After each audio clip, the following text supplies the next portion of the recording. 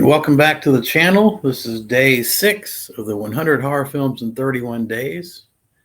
And I got in 4 films. Not too bad. The subset selection of the day was The Beast Within from 1982, directed by Felipe Mora. And Felipe Mora is probably more famous for, and at least with horror fans, he's more famous. He did Howling 2, which is the ridiculous Sybil Danning movie. He also did Howling 3, which, I mean, after Hell, I'm not going to get into a Howling discussion, but I consider Howling number 7 like one of the worst movies of all time. But Howling 3 is actually not too bad. It's watchable. Other than that, he's done a number of action, drama, but look, like second tier. He did Communion. Communion. I've never seen Communion. 1989's Communion. The Beast Within. So this is a wild, batshit crazy film from '82. It's a solid horror film about a teen that mutates into this cicada. I don't know where the cicada comes into it. The real story of the film is it's more to me of a possession film. It's a small Mississippi town with a dark secret, and a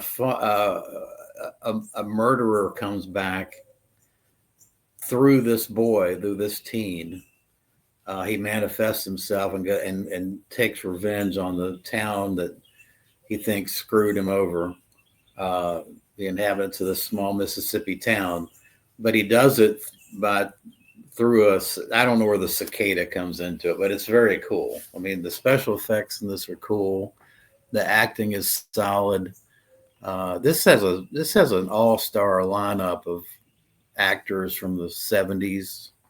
R.G. Armstrong was great. L.Q. Jones, Sheriff Poole, Don Gordon, and Logan. I love Logan Ramsey. Logan Ramsey's such a great actor. And Ronnie Cox, who played the little boy, he did a great. Not Ronnie Cox. Ronnie Cox played the dad. Sorry, he was also in RoboCop. Paul Clemens played the boy. He was also in Communion, interestingly enough. But that's like his 2 big claims to fame. Other than that, he really didn't do much. I give this a 7 out of 10. I thought the transformation scene towards the end was just fascinating and really, really good. Who did the special effects on this? Thomas Berman and Fred Kramer. It looked a lot like the Howling, the original Howling movie, with the bubbles, the blow up bubbles, and his face was transforming with the. But yeah, it's a really, really solid horror film. Next up is Uzumaki. This is a 2000 film. I think Japan is now clearly, in my opinion, become the dominant force in kind of the ghostly type movies and apparition movies and evil spirit movies. I mean, they just seem to churn these things out, just one right after the other. Of course, Ringu and all that. I mean, Uzumaki is very similar. It's based on a manga comic strip. I don't know much about that, but clearly, based on this film and all these others that keep cranking out, Japan is the world's leading export of ghostly evil spirit horror. It's a good film, nothing earth shattering. It's kind of told in anthology fashion. The director is a guy named Higuchi,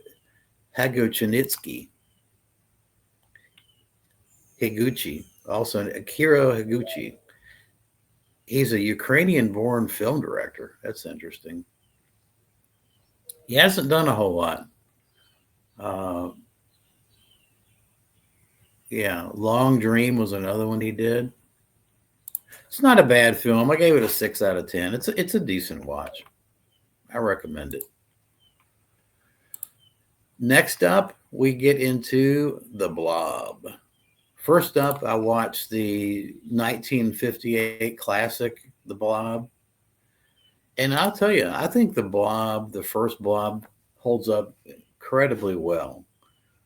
Uh, this is a film that did a lot with very little from a budget standpoint. Of course, it's the big film that brought Steve McQueen into fame, and he went on to obviously you could just tell in this film that Steve McQueen was going to be something special, and he was. Um, this also stars Anita Korsalt, who's more famous for her role in the Andy Griffith TV series. But she was all Mayberry. She was also in Bad Ronald, and she was in Toolbox Murders. I didn't even remember that.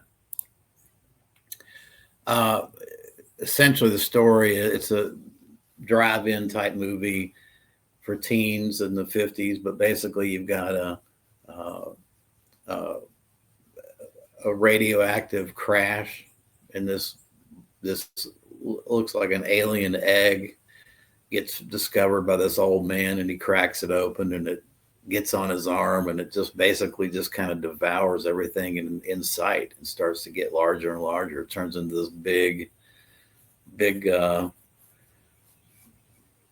but it's just a big glob of goo. I mean, and I thought it was really, really good. I enjoyed it. It's a movie that I grew up with as a kid.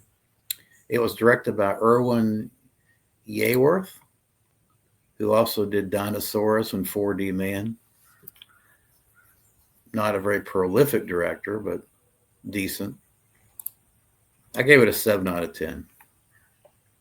And then finally, I got around to rewatching The Blob from 1988. This is the reboot, and this film is on my short list for reboots that are either better than or at least as good as the original. The Blob reboot is definitely better than the original. The special effects are just out of this world. It's a nonstop action film. And how can you not mention Kevin Dillon's mullet? I mean, so this is an 8 out of 10. I give the mullet 1 point by itself. Directed by Chuck Russell, who also did Scorpion King and Mask, Witchboard. Looks like the reboot of Witchboard, and Eraser. So he's done some interesting action films, and this film is very actiony, but the special effects are awesome. It's actually has a cameo with Bill Moseley as a soldier in it.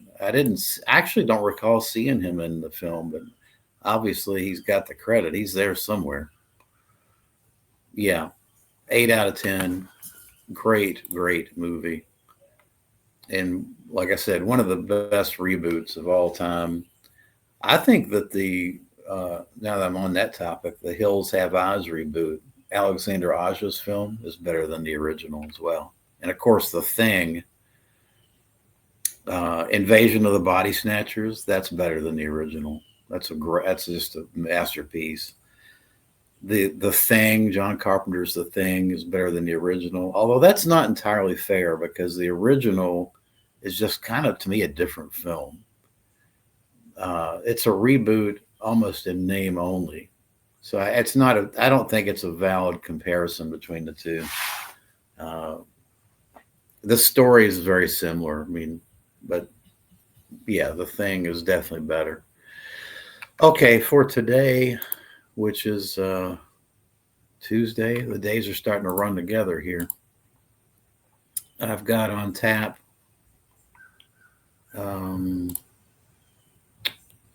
Lost Highway, 1997. That's David Lynch film. Also have on tap Twin Peaks Fire Walk with Me. I watched the Twin Peaks TV series, and it's okay. It's nothing earth shattering. I'm not a huge Twin Peaks person, but it's on the list to watch today. I Don't Want to Be Born, 1975. Among the Living, 2014. Night of the Zombies, 1981. Never seen that one. Godzilla Minus One on Netflix, which is a rewatch. School of Fear, and then the original Halloween. So that's kind of my lineup coming up as far as films I'm going to watch. All right. Well, I appreciate you watching, and talk to you tomorrow.